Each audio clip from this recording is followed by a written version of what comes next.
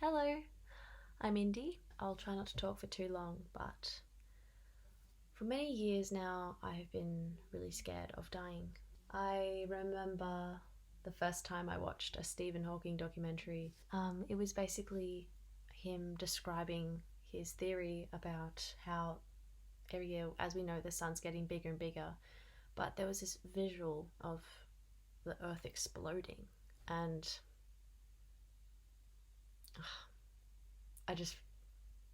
it scared me so much. I still remember the fear I had. I mean,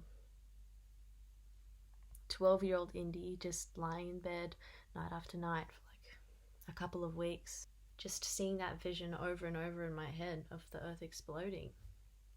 And I just couldn't stop thinking about how we were all going to die, and it frightened me to my core. I mean, it was awful. That's just not the kind of thing that a 12-year-old should be thinking about at all. But I mean, nor should anyone at any age for that matter. Nobody ought to be dwelling on the inevitable. I mean, it's the inevitable. I love being me and being in this body, but one day this body will simply be a body, and there'll be no voice coming out of its mouth and no more thoughts inside of its head. And it will break down, but that's fine, because that's life. My intention is not to frighten any of you when I say these things. If I've scared you at all, I'm so sorry for that. Here's a hug. Anyway, I could honestly talk forever and ever about all this stuff, but I will leave it there. Despite the fact that I'm learning more and more every day about this whole video will be me showing you my journey of acceptance of it all in song form. I hope to provoke some worthwhile and very profound thoughts within you all, and hopefully soothe anyone who might be going through the same thing as me. Now, I'm going to take you to a very special place, a place where it all began, which was talking with my dad.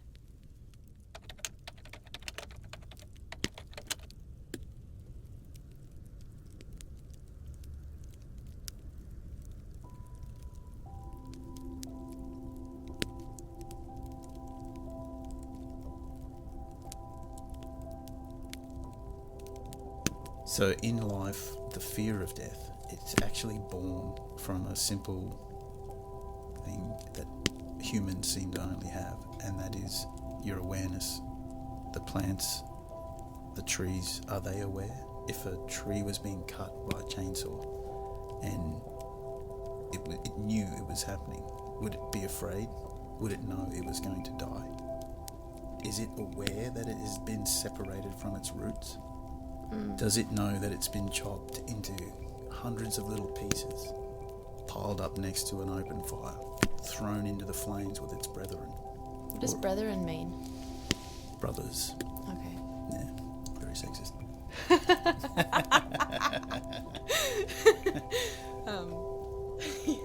But the point is there, the wood is transforming, becoming smaller, to a point where it's now in front of us, burning.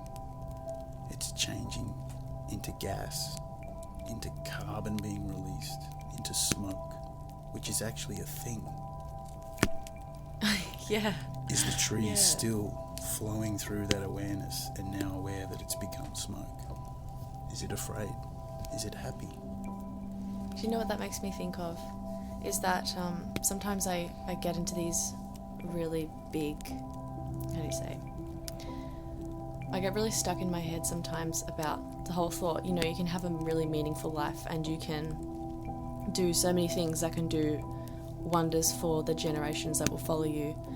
But then there's that whole idea that the sun's growing every year and everything will be destroyed in the end. And yeah, you're leaving a better world behind, but the world won't exist one time in the future, and then everything you did won't exist. So what's the point? Yeah. When you're alive, it feels so important and vivid, and then I don't understand how we can just snap off like that. It's because it feels so amazing. And that's where a lot of philosophy comes in, around, well, what is existence and why am I here? The thing I found that is most appealing to me after studying and looking at nihilism, existentialism, absurdism, stoicism, is that you have to make your own meaning, and it's different for me and it's different for you, but you have to look into the future and know that it's going to stop, whether you're afraid of it or not. I believe that we are going to transform like this wood into many different things after we're gone, and perhaps the earth is that old that we may have been every single thing already. Until now we've become this conscious being with awareness. I really, really like that. Yeah, me too. That's one of my favourite things you've ever told me. But whatever you choose, I'll support you. It's nice knowing you.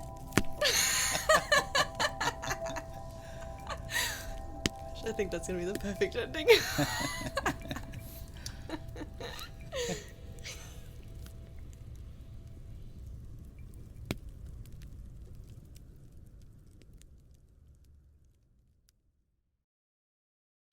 What did you say then? Autumn time, red leaves fall, while a weeping sky looks over all.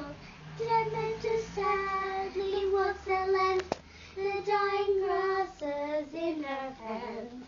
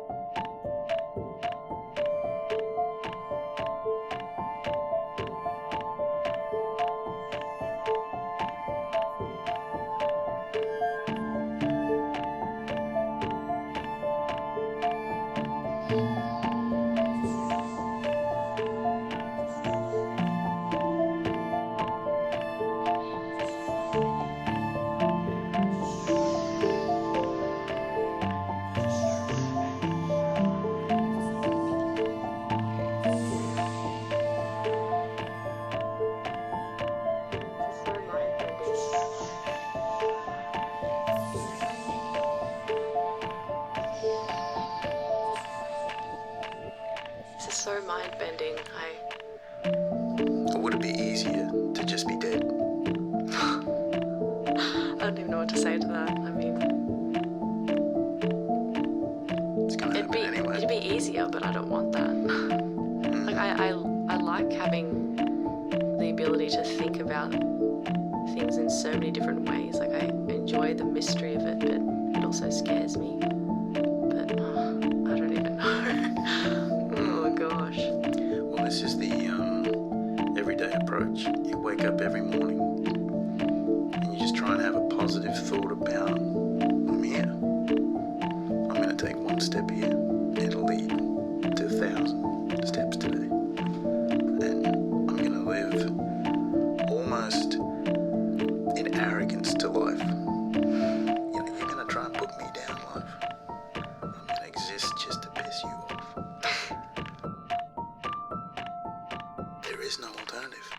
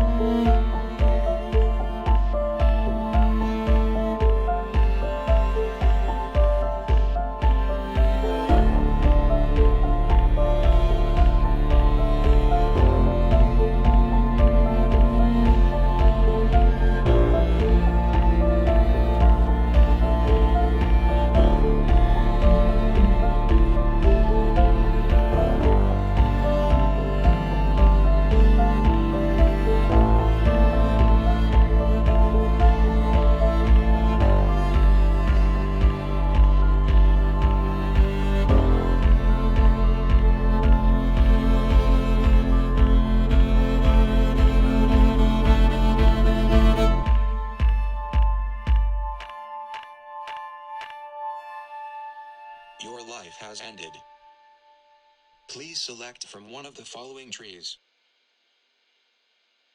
You have chosen cherry tree.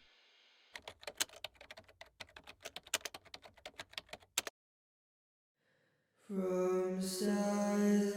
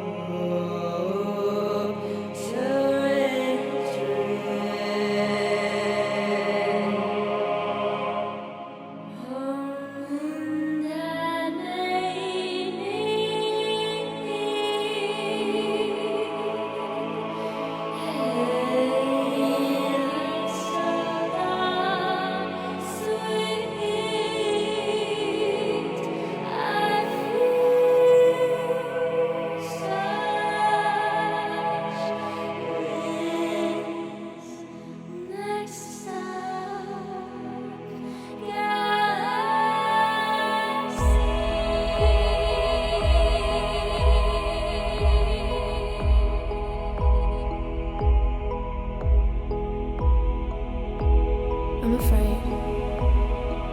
Yeah. Me too. I don't want to die, and I don't want anyone I know to die. But death doesn't have to exist in the way that we think it does. We've lost people. But our earth's soil will be richer for it. Their hearts are woven through everything in our backyards, as will ours when our time comes. We are everywhere. We are everything, and maybe we've already been everywhere and been everything.